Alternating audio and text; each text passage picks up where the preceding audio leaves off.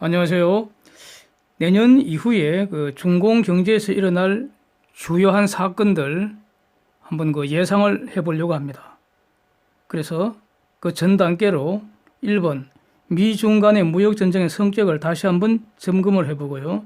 2번 중공의 최근 경제 지표들 종합적으로 한번 체크한 후에 그래서 마지막으로 내년 이후 중공에서 일어날 주요 경제적 사건들 전망을 해보려고 합니다. 이 무역전쟁의 성격에 대해서 결론적으로 이거는 패권전쟁의 수단으로 보고 있는데 그렇게 보는 근거를 다시 한번 정리를 해보겠습니다. 트럼프가 지난 대선 선거 유세 과정에서 제기했던 그런 여러 무역 이슈들 결국 트럼프가 원하는 대로 해결이 되는 것으로 보입니다.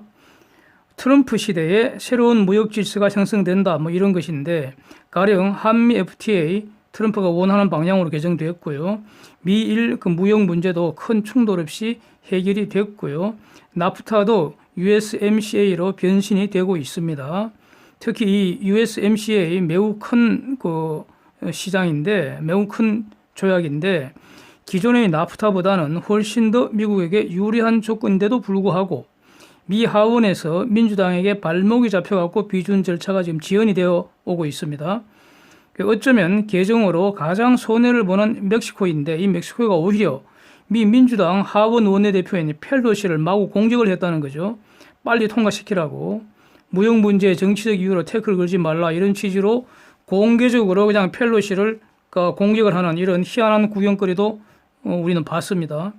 어쨌든 민주당이 발목 잡는 핑계거리 주로 노동과 환경 두 분야에서 이제 문제를 제기한 건데 이거를 아예 반영을 해서 미국, 멕시코, 캐나다 이 3개국이 더 추가로 협의를 해서 아주 신속하게 USMCA를 약간 수정을 해버렸죠. 그래서 민주당 요구 수용해버리고요.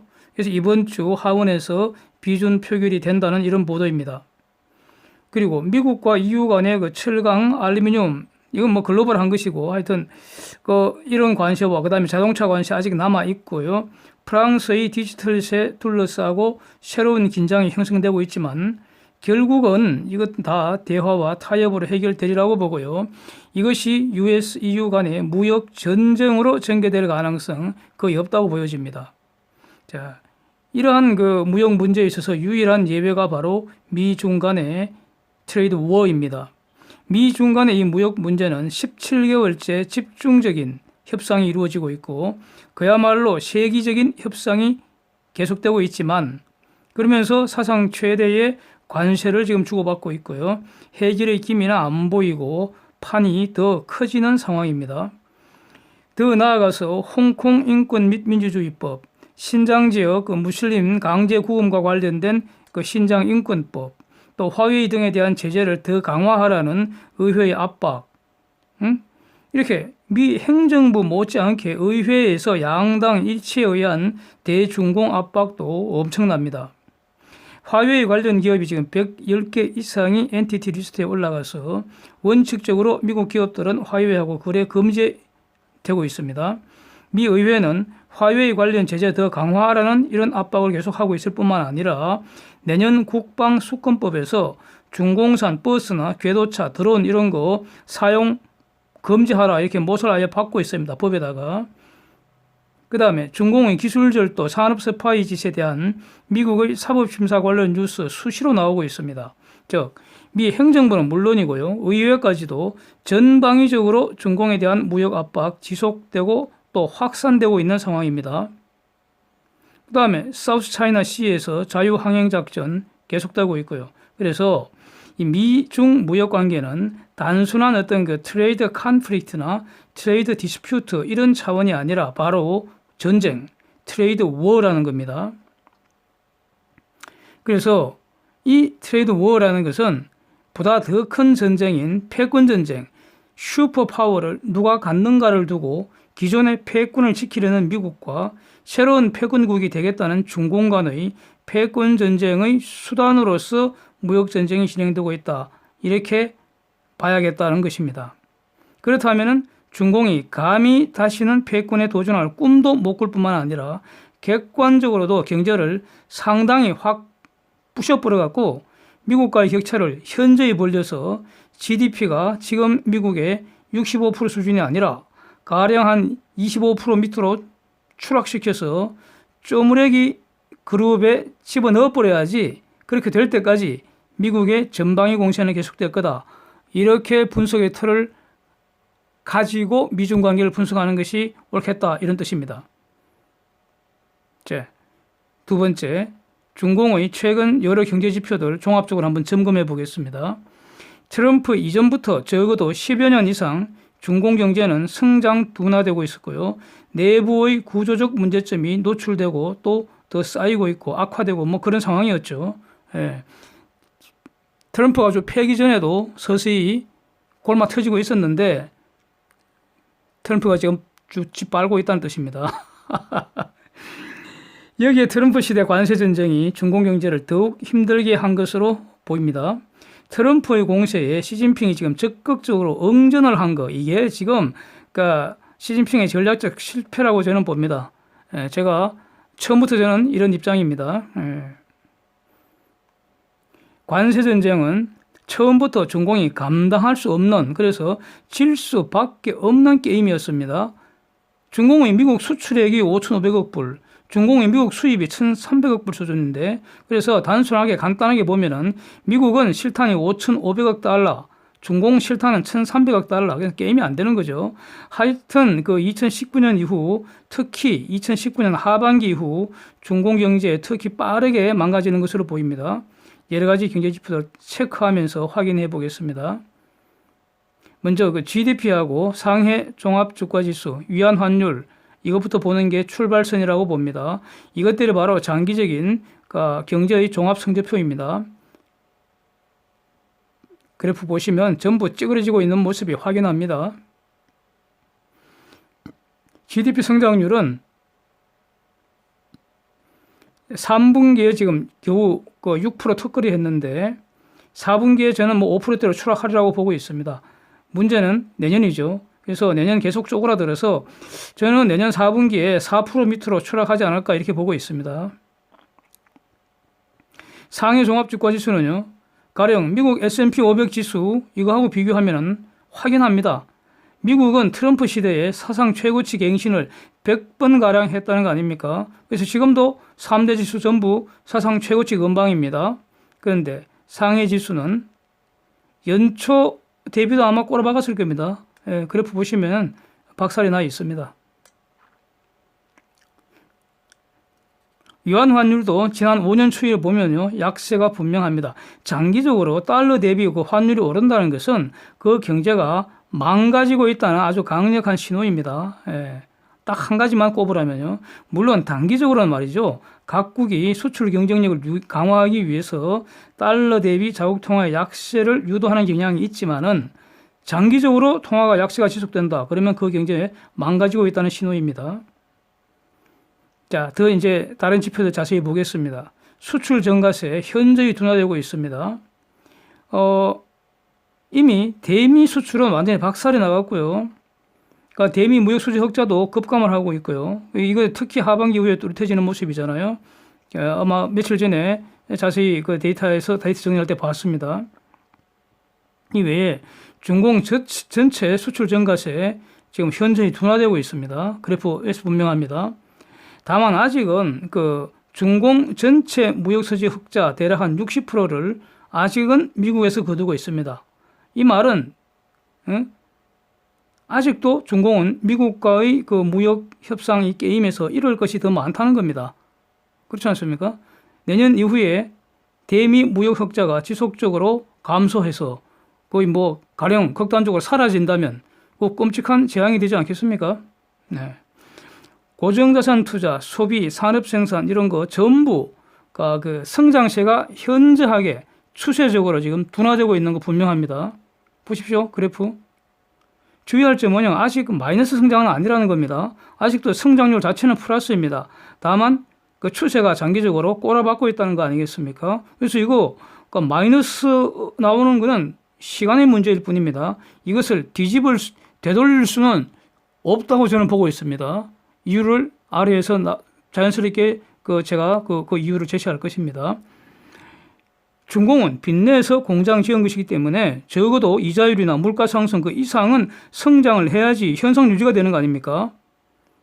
지금 비록 그 플러스를 보인다 하더라도 사실은 속으로 골병 들고 있다 이렇게 봐야 합니다. 주택 가격 지수도 추세적으로 우하향하고 있습니다. 이거 아직 성장률은 비록 전년비 기준으로 플러스는 나오고 있지만 월 기준으로는 하락하고 있다는 의미입니다. 추락하는 경제를 지원하기 위해 할 수 있는 거 돈 푸는 것뿐이죠. 인민은행 기준금리 지속적으로 내리고 있고요. 그동안 경제 부양 조치한다고 천문학적인 돈을 갖다 풀었지만은 모두 빚만 늘어나고 추락하는 경제에 되돌리지 못하고 있습니다. 그래서 모두 살릴 수는 없는 상황이기 때문에 상당수 기업 문 닫아야 하고요. 그리고 실업되어야 할 것입니다. 외국인 직접 투자 아직 감소하는 건 아니지만 과거처럼 폭증하는 이런 증가세 사라진 지 오래됐습니다. 외환 보유고도요 아직 3조 달러 깨지지는 않고 있습니다. 버티고 있는 수준인데 이 외환 보유고도 과거처럼 폭발적인 증가세 사라진 지 오래됐습니다. 특이한 것은요 제조업 구매관리자 지수 이게 지금 5개월째 상승해서 51.8 이렇게 비교적 양호한 값을 보이고 있습니다. 그런데 과연 이게 경제 회복의 징표가 될지는 저는 매우 의문입니다. 이건 두고 봐야겠습니다. 최근의 물가 지표는 그냥 한마디로 골 때립니다. 소비자 물가는 폭등했고요. 생산재 물가 지수는 폭락세입니다. 한마디로 개판인 것 같습니다. 개판 경제입니다. 이제 세 번째 주제로 내년 이후에 중공 경제에서 일어날 사건들 한번 정리해 보겠습니다. 이 말은 신문 볼 때 이런 주제들이 등장하는지 주목하면서 이렇게 강약을 줘서 이 신문들 본다 이런 뜻입니다. 수출이 지금처럼 증가세 둔화하는 그런 정도가 아니라 아예 마이너스를 보일 것인지 그리고 그 감소세가 점점 더 커질지 이게 매우 주목이 됩니다. 그 다음에 중공에서 기업 탈출, 부자 탈출 이거 계속되지 않겠습니까? 빚내서 지어놓은 설비는 계속 녹슬고 있고요. 빚만 남고 사람들은 늙어간다 이렇게 됩니다. 부자는 떠나버리고요. 능력 있는 기업은 떠나버리고 이렇게 된다는 거죠. 그래서 해외 기업의 중공 진출 당장 0이 되지는 않겠죠. 그렇죠? 그렇지는 않을 겁니다. 중공에도 분명히 시장이 있기 때문에 그 시장을 보고 들어가는 기업도 있겠죠. 그러나 현저히 줄어들 것으로 봐야 할 겁니다. 그래서 결국 중공 외환시장에서는 달러 공급 줄고 달러 수요 늘어나고 그래서 위안 환율은 계속 오를 수밖에 없고요. 이렇게 되면 지금 중공은 이미 미국으로부터 환율 조작국 선언을 받은 상태입니다. 그리고 1년 후에는 그에 따른 법 효과가 발생합니다. 심각한 상황입니다. 그래서 이거 방지하기 위해서도 위안 환율 계속 오르는 거 방어하기 위해서도 달러를 사용할 수밖에 없고요. 그 다음 부자들 능력 있는 기업들 탈출하기 위해서도 달러 수요 늘어나고요. 그래서 외환 보유액은 계속 줄어들 것이고 멀지 않아서 3조 달러 밑으로 내려가는 건 시간 문제라고 봅니다. 그러면은 지금도 자본 통제를 하고 있는데 더 심해질 겁니다. 더 심해질 겁니다. 그래서 이런 뉴스들이 헤드라인으로 나오는지 주목해서 보자 이런 뜻입니다. 그 다음 기업부도 실업 폭증하겠죠. 작년 사상 최대 민간기업 부도가 났다는 거 여러 번 말씀드렸고요. 올해 이미 갱신됐습니다. 작년 기록 갱신했습니다. 내년에는 올해보다 더 증가할 겁니다. 왜냐하면은 회사채 발행 잔고가 이런 모습을 보여주고 있다는 겁니다. 그렇다면은 어떻게 되겠습니까? 수출 망가지고 위에서 본 바와 같이 생산, 투자, 소비 다 지금 지속적으로 꼬라박고 있는데 그래서 소비와 내수 침체 이어지겠죠. 예? 내수를 살려서 중공경제 회복시키겠다. 완전히 얼빠진 소리입니다. 불가능합니다. GDP 성장률 그래서 추락하는 이런 추세가 지속될 것입니다. 그리고 부채 문제 본격적으로 등장하겠죠. 지금도 계속 경고만 나오고 있는데 어느 순간 급격하게 악화될 것입니다. 그리고 외환 보유고 급감을 하면은 국가 신용 등급 하향 가능성 매우 높아집니다. 이런 뉴스들이 내년 하반기 이후 등장할 가능성이 매우 높다 이렇게 봅니다. 그렇게 되면 어떻게 되겠습니까? 사회적 불안 높아지겠죠? 그리고 정치적 불안도 높아질 것이고요. 인터넷 통제, 이런 사회 통제는 점점 더 강화되지 않겠습니까? 네, 이런 뉴스들이 나온다는 겁니다. 추락하는 그 경제를 살리기 위한 그 중공의 정책 수단, 제가 보기에는 사실상 없다고 봅니다. 이미 뭐 재정 정책이나 그 금융 정책은 한계에 도달한 것으로 보이고요. 가령 뭐 기술 독립, 자립한답시고 금년 초부터 중공의 그 정부기관과 공공기관에서 외국산 PC, 하드웨어, 소프트웨어 3년 내 모조리 추방한다, 이런 공산당 중앙위원회 명령이 시행 중이라고 하는데 이거 정말 웃깁니다. 예?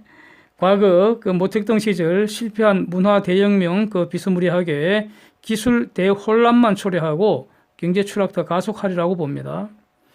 이런 그 경제 위기의 근원이 바로 미국이 시장과 기술을 틀어 막았기 때문인데, 미국이 막은 것을 중공이 어떻게 뚫어내겠습니까?